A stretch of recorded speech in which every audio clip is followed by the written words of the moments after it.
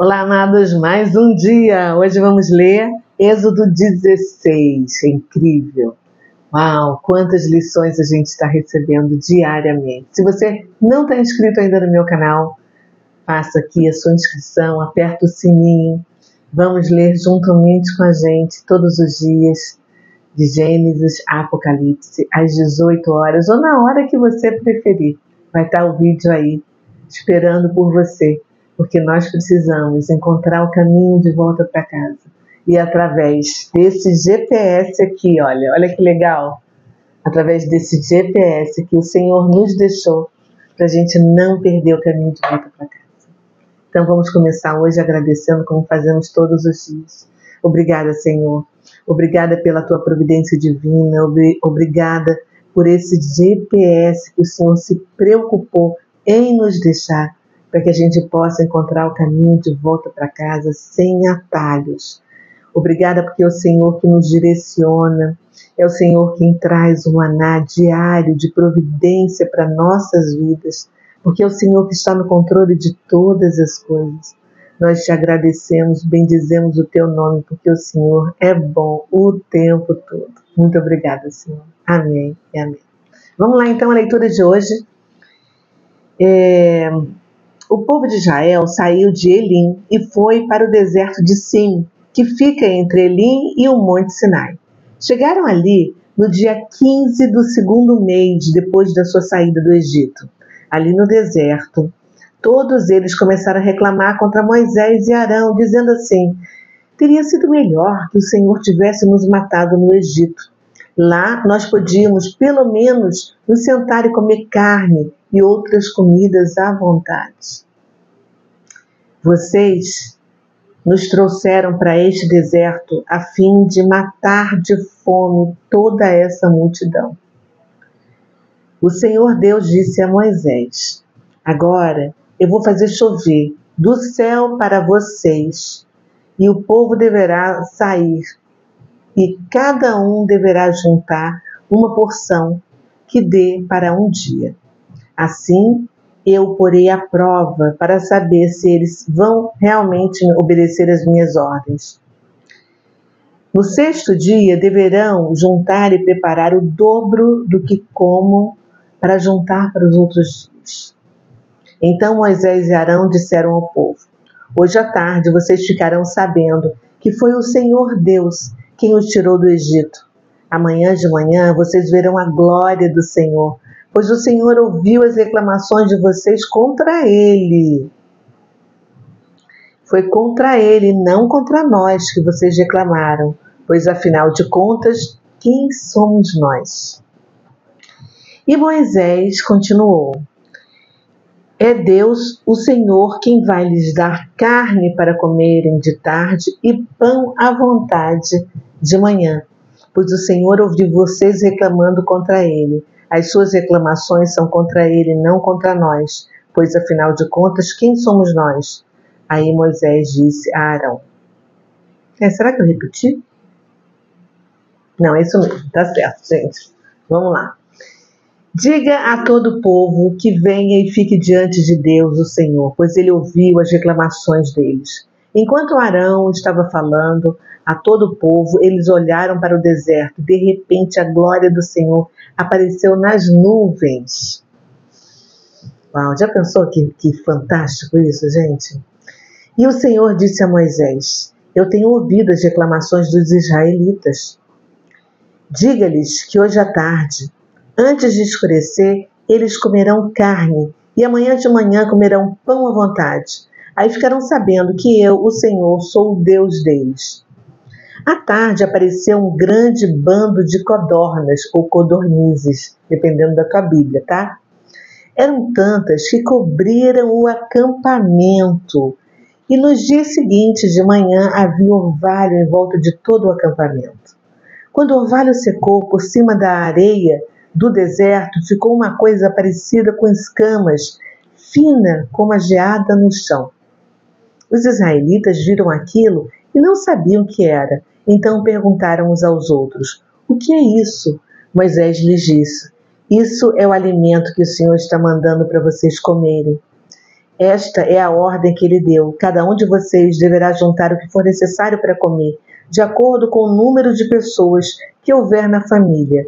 2 litros por pessoa. Aqui já é a leitura atual, né? Então, 2 litros por pessoa.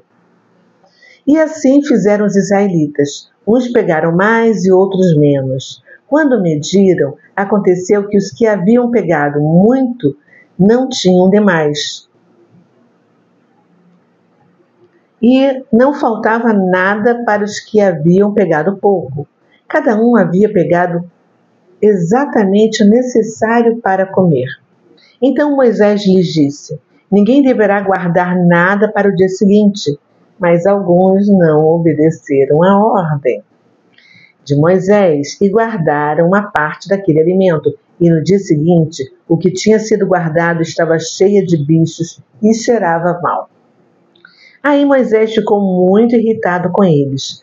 Todas as manhãs, cada um pegava o necessário para comer naquele dia, pois o calor do sol derretia o que ficava no chão. No 6º dia, pegaram o dobro, isto é, 4 litros para cada pessoa.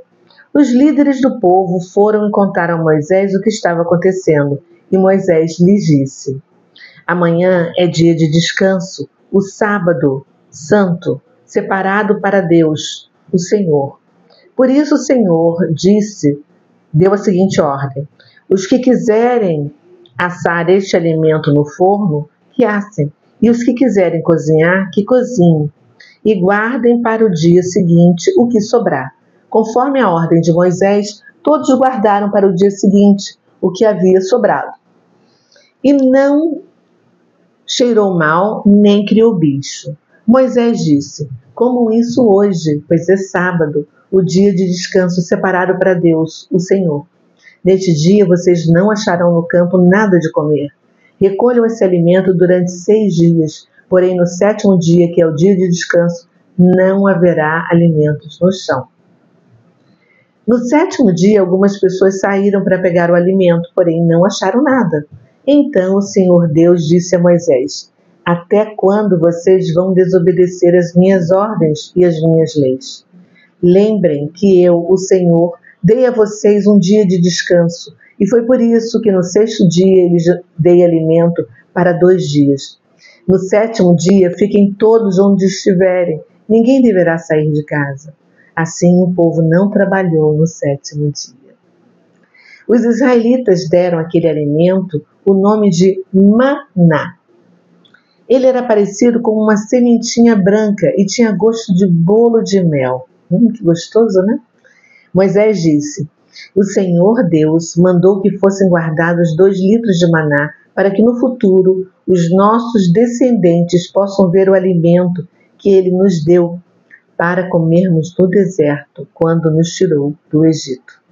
Então Moisés disse a Arão: pegue uma vasilha, ponha nela 2 litros de maná e coloque-a na presença de Deus, o Senhor, a fim de ser guardada para os nossos descendentes. Arão fez como o Senhor havia ordenado a Moisés e colocou a vasilha diante da arca da aliança para que ficasse guardada ali.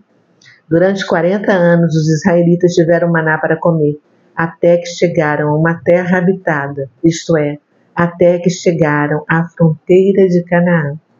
A porção de maná para cada pessoa era a 10ª parte da medida padrão, que tinha 20 litros. Uau, que incrível, gente! No final do vídeo de ontem, eu disse que Deus decidiu nos deixar essas histórias para nos mostrar o quanto somos parecidos com esses israelitas. Eu não sei você, mas quando eu leio me dá assim agonia, porque eles presenciaram a queda dos deuses egípcios com as 10 pragas, né, que Deus mandou. Eles passaram por terra seca no meio do Mar Vermelho. Ontem ainda eles viram a água amarga ficar doce. E apesar de tudo isso, eles ainda questionavam em relação à comida, dizendo que preferiam estar no Egito, com as panelas de carne, que comiam até se fartar. Como é possível tamanha ingratidão? Mas o pior de tudo é que nós somos assim também hoje. A história é cíclica. Moisés nem precisou falar nada para Deus, porque ele é onisciente, onipotente, o que mais? Onisciente, onipotente, onipresente. E ouviu a reclamação do seu povo, que bastava orar, em vez de murmurar, bastava sentar e pedir a Deus em oração. E aí Deus decidiu dar uma provisão diária para que o povo ficasse dependente dele, como forma de disciplina e para obedecer às ordens, de obedecer para comer somente naquele dia, para que o povo lembrasse de quem realmente estava no controle de todas as coisas. Aquela ordem também era para simbolizar uma confiança contínua e diária no Deus provedor. Essa é uma lição para a gente viver no presente, sendo grato pelo que nós temos hoje, sem a gente ficar se preocupando com o futuro. O maná também é um exemplo de como a simplicidade pode nos sustentar nesse mundo consumista que a gente vive, que a gente precisa valorizar o suficiente que nós temos e evitar o desperdício. A gente precisa adotar práticas mais sustentáveis e conscientes no nosso dia a dia.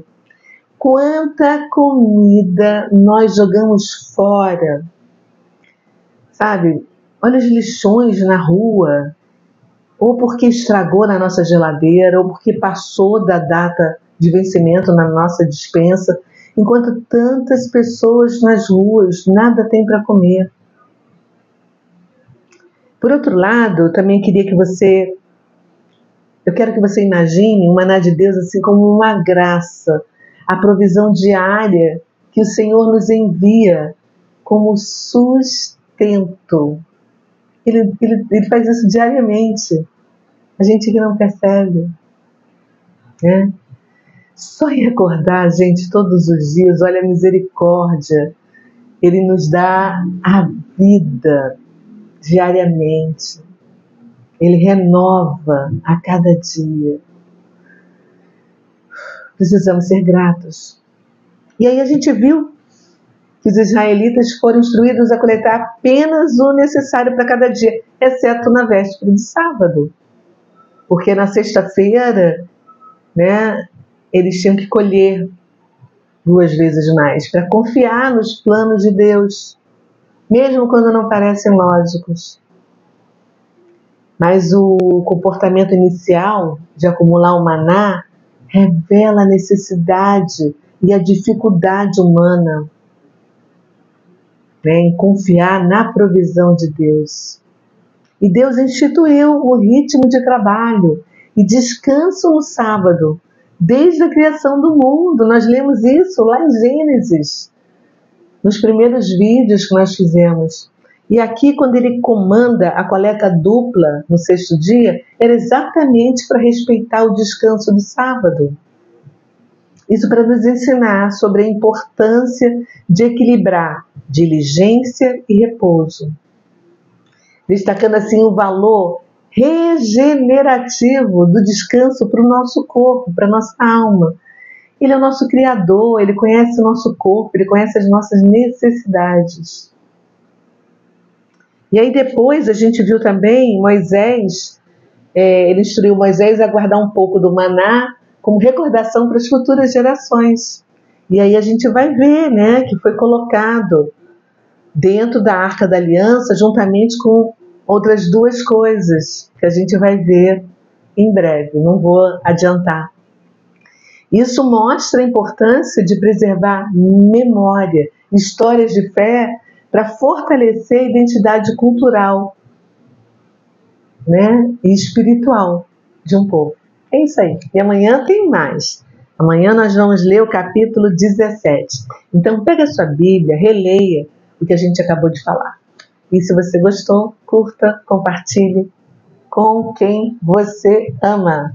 Um beijo no seu coração. Ajuda a curtir, para ajudar a compartilhar. A gente curte tantas coisas. Vamos curtir a palavra do Senhor e vamos compartilhar isso com quem a gente ama, tá? Tchau.